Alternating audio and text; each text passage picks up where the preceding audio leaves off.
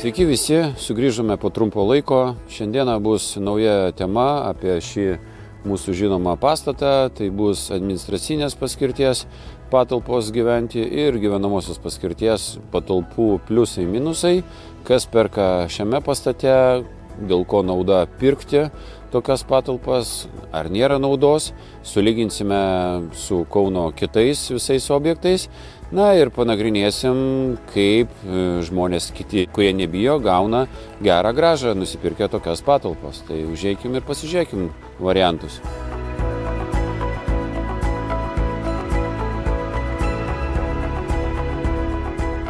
Buvo daug diskusijų ir viešoje erdvėje yra žmonės gąsdinami, kad matai, negalima pirkti, negalima gyventi ir kaip yra sakoma, kad čia po vienu unikaliu numeriu visi gyvena, tas pats adresas ir nieko neaišku. Tai pliusai ir minusai gyvenamosios ir administracinės paskirties. Pirmiausia, tai norim pabrėžti, kad kiekviena ta administracinė, jeigu yra pakankamai parkingo ir pastatas atitinka reikalavimus į gyvenamąją, užtrunka laiko, bet įmanoma pakeisti ir keičiama ir bus pakeista paskirtis. Bet imkime šios dienos situaciją ir sulyginkime gyvenamąją su administracinė. Tai pagrindinis faktorius, kas skiriasi čia, tai kaina, kuri kardinaliai daug kartų skiriasi. Tai gyvenamosios paskirties bus sunku rasti mažos kvadratūros. Tokiame pastate yra kvadratūros 18-20 kvadratų vieno kambario, yra dviejų kambarių 27-30 kvadratų. Tai atrodo nedidelės kvadratūros, bet tie kvadratai visi naudingai išsinaudoja. Tai maža kvadratūra duoda pliusą tokį, kad padauginus kvadrato kainą, kuri iš esmės netgi už administracinės patalpas yra mažesnis įkainis, tai ir dar sudauginus su mažesnė kvadratūra, gaunasi tai, kad pakankamai mažą sumą išleidžia žmonės kaip investiciją, kurią gali nuomoti ir gauti pakankamai gerą grąžą. Tai rinkoje, pavyzdžiui, yra trūkumas vieno kambario būtų, nėra tokios didelės konkurencijos kaip dviejų kambarių būtų ir nusipirkęs butelį, pavadinkime, už 25 000 su baldais, tai tu gauni investavęs 25 000 ir nuomininką pakankamai lengvai galima rasti 300 eurų plus komunaliniai. Tai 300 eurų gavus tokius komunalinius atsipirkimo terminas gaunasi iki 6 metų, kai kuriais atvejais ir 5 metai. Tai nekilnojamam turte gauti tokią grąžą yra pakankamai gerai. Todėl lyginant su gyvenamąja, tokių kvadratūrų nėra mažų, sunku rasti. Arba jos bus su kažkokiais niuansais, ar bus cokoliniuose aukštuose, ar, sakykime, galbūt ne miesto centre. Gyvenamoji paskirtis dažniausiai būna 50 kvadratinių metrų. Ir 50 kvadratinių metrų, kaip vien tik už žodį gyvenamoji sudauginus, gausi suma arti 70-80 tūkstančių. O nuoma gausi galbūt galimai 400-450. Bet prie tokios 3 kart didesnės sumos, atsipirkimas tau bus kokia daugiau nei 10 metų. Klausimas, ar yra geriau įsigyti 3 butus administracinės paskirties, bet juose bus lygiai taip pat atskiri skaikliukai, karšto, šalto, elektros skaikliukai, įkainiai tokie patys kaip ir gyvenamosios paskirties, tų komunalinių visų. Remontas padarytas naujai ir tavo investicija 3 kartus mažesnė, o grąža pakankamai didelė, kad atsipirktų per 5-6 metus. Vienas iš pavyzdžių yra nedidelis toksai butukas administracinės paskirties, aišku, jis į ateitį bus keičiamas į gyvenamąją paskirtį, bet tokį butuką pilnai įrengus su baldais mes gauname už 25 000. Už 25 000 tokį įsigijus butuką su asmeniniu tualetu, virtuvėlė, kur bus ir visus baldus, tavo investicinė grąža neilgesnė nei 6 metai. Tai mes pasiūlome ir nuomininkus, kurių pakankamai lengvai gaunam 300 eurų į mėnesį plus komunaliniai. Tai jeigu žmogus įsigyja už 25 000 tokį butą, jo grąža 6 metai, tai gaunasi kaip nekilnojamam turtui pakankamai gera investicija. Wow. Tokie pastatai, jie niekada nemirs ir visada su jais bus viskas gerai, nes atsiras visada investitorių, kurie nori investuoti į tokias patalpas. Turime ir tokius paruoštus investicijai didesnį kiekį būtų, kur perka investitoriai su nemažu kiekiu iškart, kad vienoje vietoje būtų patogi investicija, iš kurios grąža, kaip kalbėjome, iki 6 metų. Todėl jų nupirktas toksai turtas sugeneruoja pakankamai didelės pajamas ir mums atiduoti, kurie suabejoja ar kurie pakeičia nuomonę žmonėm.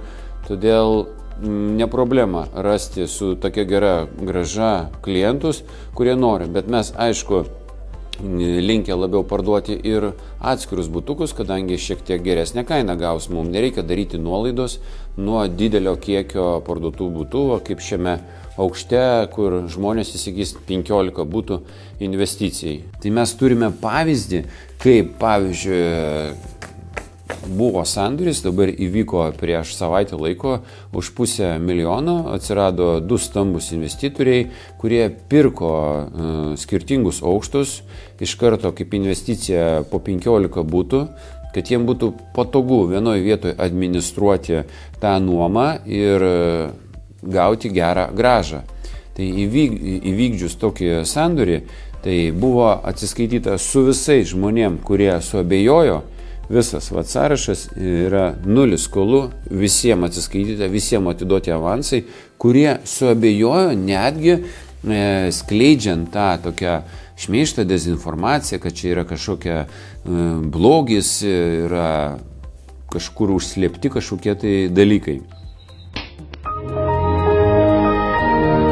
Įvyko sandoris, visi laimingi ir sprendžiame toliau, kurie net žmonės nebuvo kreipęsi oficialiai civilinė tvarka, kad jiems būtų grąžinti avansai, kad su visais būtų atsiskaityta.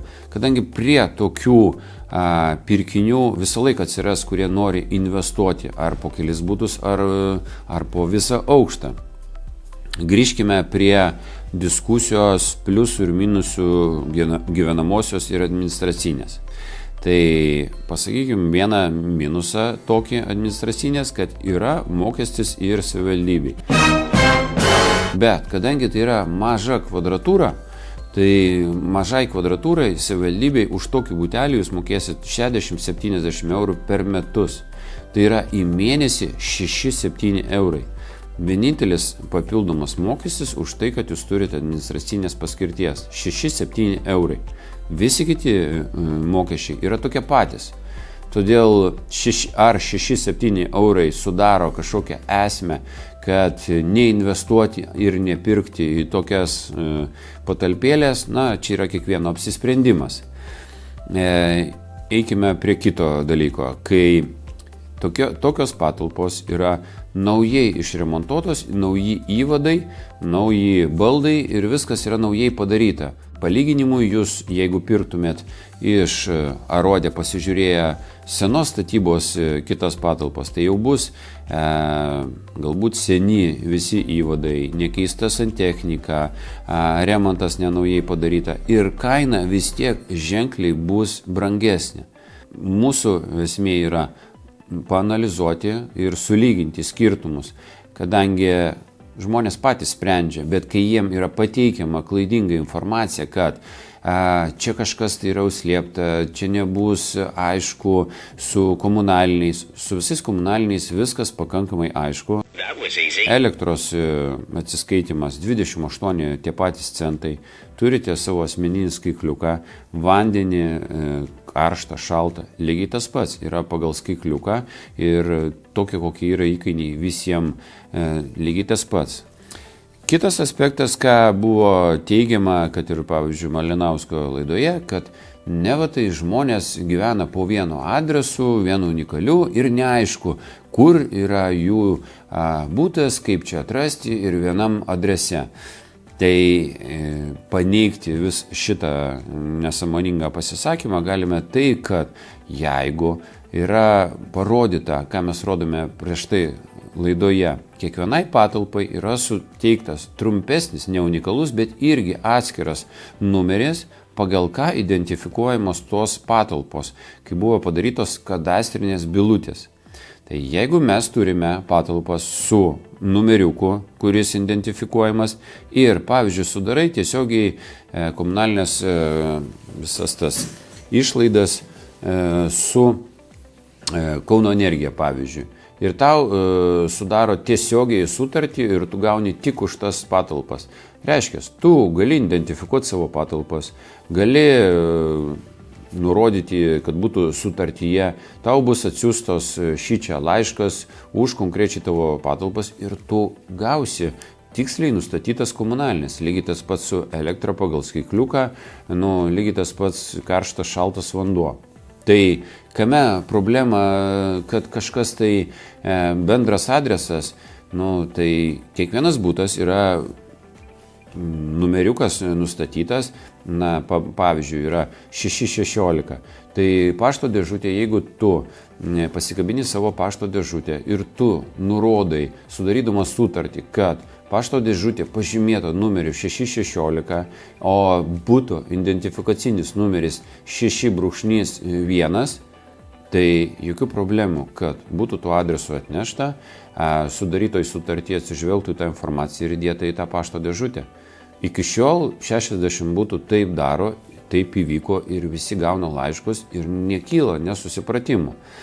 Todėl, dar vienas mitas, kuris paneigtas dėl administracinės ir gyvenamosios.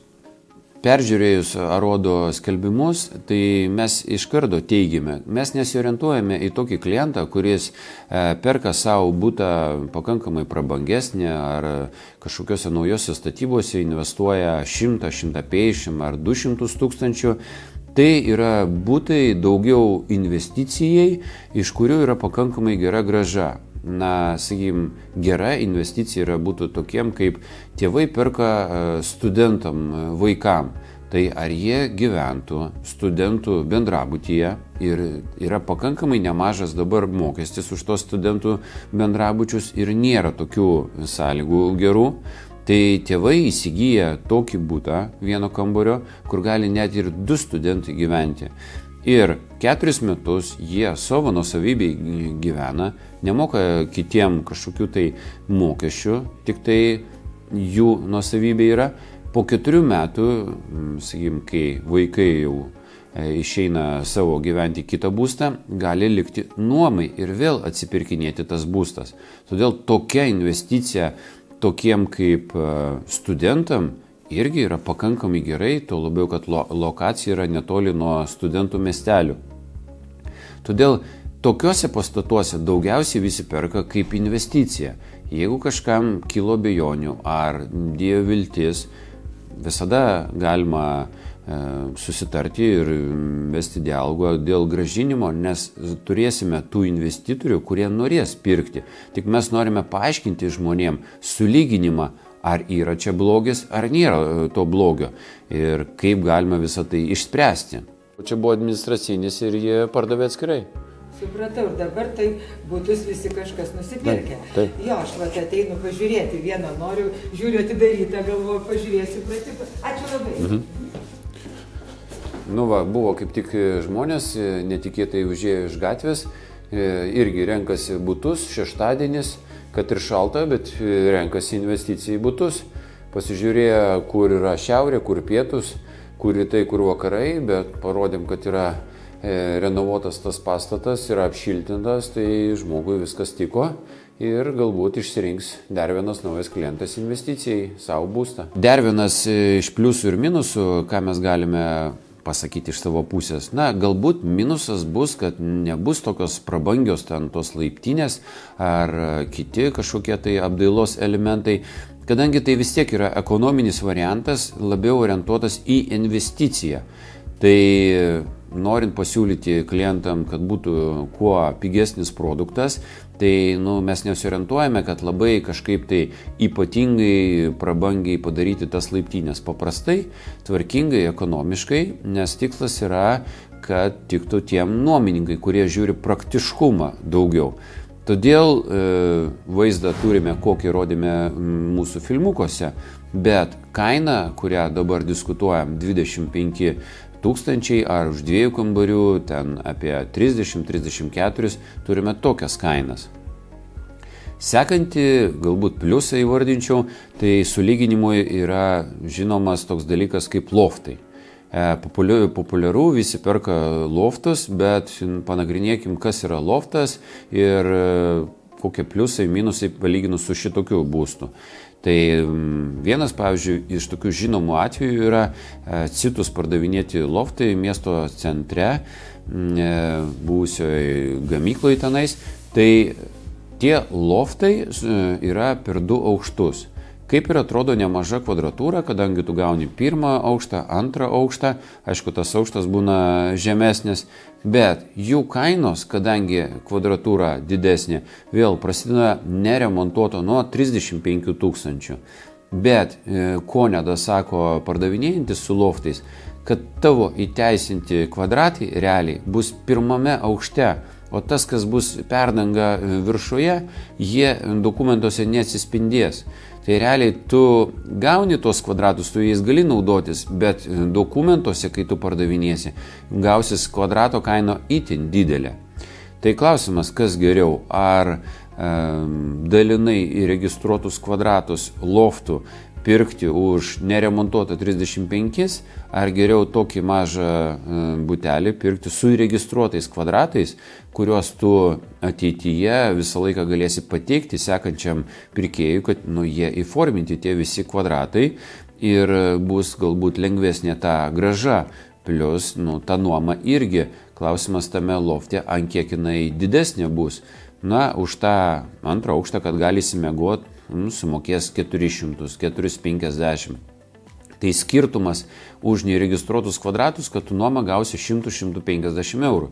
Tai čia yra kiekvienam kaip investicija ir spręsti pliusus ar minusus.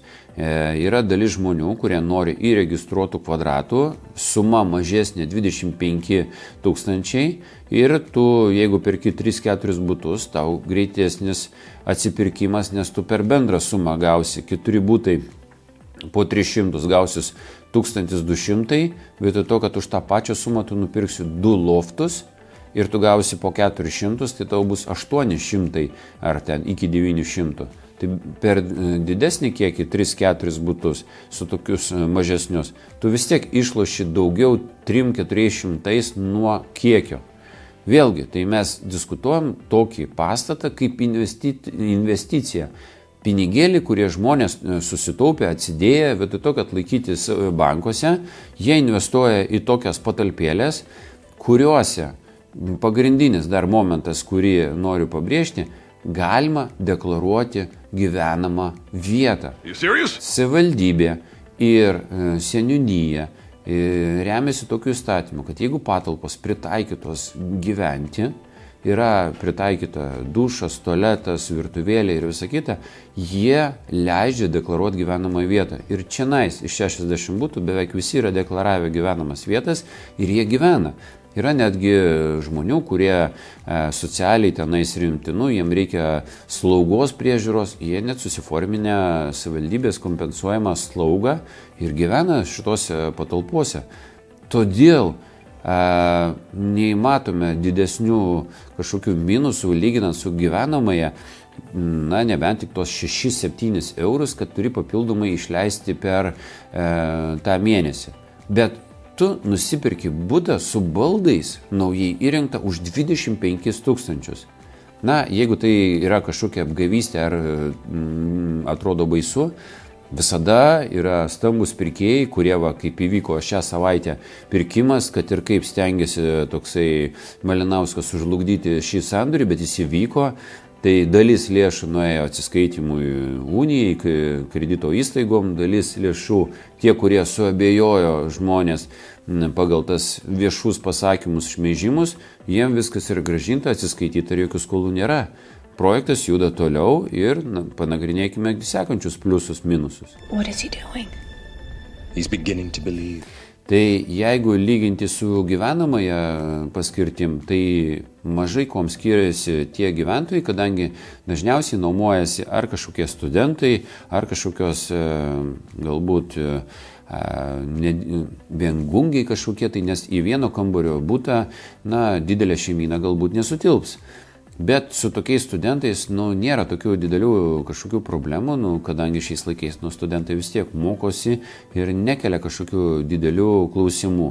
Tai mes galbūt norėjom sulyginti su bendrabučio tipo tais pastatais, kur čia yra nuskambėję Kaune, ten, kai vadinasi Hollywoodas, ar kaip ten kažkaip tai ten yra iš senų laikų gyvenantis, žmonės, kurie ten ar išgerinėja, ar kiti kažkokie konfliktai būna, kviečiama policija. Ir dažniausiai ten kyla konfliktai, kadangi ten yra bendros virtuvės, bendri dušai ir kažkokie būna nesusipratimai ir tas kontingentas iš seno tenais toksai gyvenantis yra.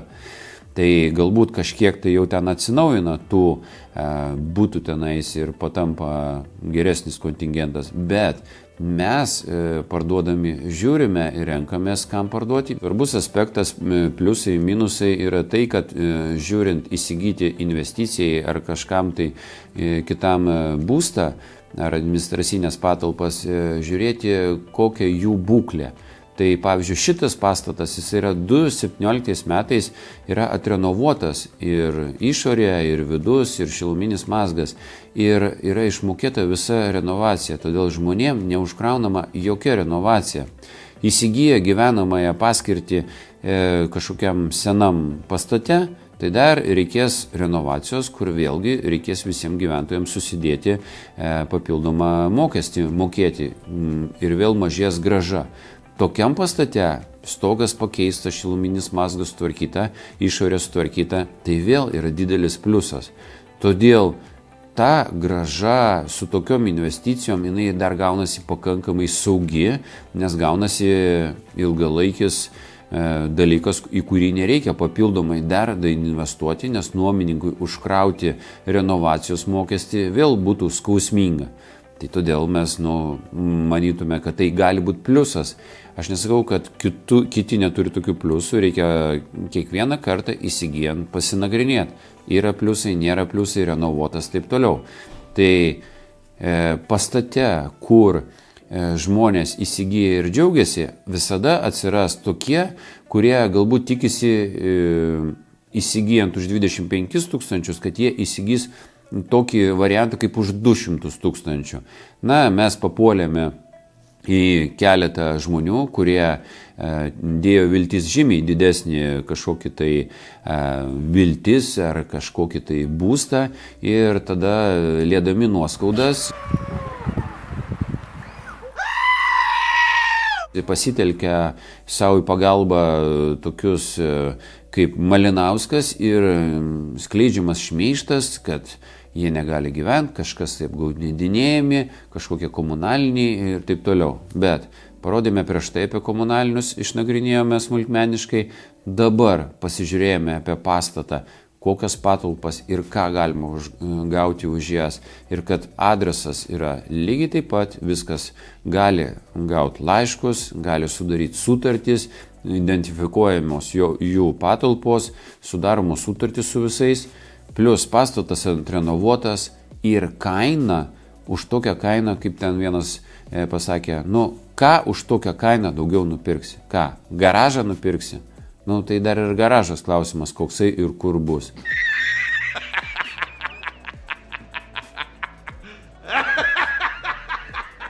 O čia gauni patalpas, kur tu gali nuomoti, studentai įleisti ir gauti pakankamai gerą grąžą. Todėl šičia projektas su iki 6 metų atsipirkimu, manau, nėra blogas projektas ir tie mitai, kad kažkas tai prašo čia kažkokių tai grinų pinigų ar kažkokių didelių avansų, ne, nieko panašaus nėra. Jokių grinų mums nereikia, perkama tik pavedimais, tik pas notarą, galite ateiti tiesiai ir pirkti. Tai, čia ne reklaminis šūkis, bet čia norėjom paneigti tos mitus, tai 60 būtų nusipirko ir gyvena, atėjo kiti dar 2 stambesni pirkėjai, kurie nepabijojo, išanalizavo, kad jiem gera grąža, pirko, atsiskaitė su tais, kurie suabejojo ar išgirdo kažkokius teiginius apie kažkokias tai apgaudinėjimus. Na, o sekančioje laidoje panagrinėsime jau atskirą tokį kaip temą, kad kaip jeigu tu esi nepatenkintas ar norėdamas kažką tai gauti savo naudingo, tu gali sukurti kažkokias tai grupės, skleisti informaciją pasitelkdamas klaidingai pasakojant ten laikraščius, Kauno dieną, tą patį Malinauską ir pasidaryti savo kažkokią istoriją, neva tai tiesą, niekur nepatikrintais faktais, bet visiems patogu kurti tą vadinamą hypą ir pasakoti, kad kažkas tai gautų naudos, toks Malinauskas gautų pinigus už peržiūras, tokia Kauno diena gautų srautą už kažkokią tai sensaciją, o tokie žmogeliai keli, kurie sukurs grupę, galės ten tyčiotis daryti ir kažką tai parodyti savo jėgą ir reikalauti, kad jiems sumokėtų pinigų, kad jie paliktų ramybei. Tai kelsime į šviesą visas tas jų teiginius, jų pasakas, jų kreipimusi prasieisime su Kauno diena, kas buvo rašyta, kas melagingai ir nuėjus į teismus, kaip teismas pasako, kad, žinot, jie remiasi, kad kažkas tai sakė. Na ir tu gaudi, kas ten sakė, kas nepasakė, bet žmonės jau priema tą pirminį informaciją, kad tokia Kauno diena neginčiamas dalykas, toksai Malinauskas neginčiamas dalykas. Mes iš savo pusės, ką galim, tą parodysim. Pliusus, minusus, gyvenamosios, administracinės, kaip žmonės gyvena, ką už tai gauna, kokią grąžą už tai, o toliau sekantį kartą prieisim prie sekančių visų pliusų, minusų ar šmeižtų, ką reikia mums paneigti. Iki sekančių.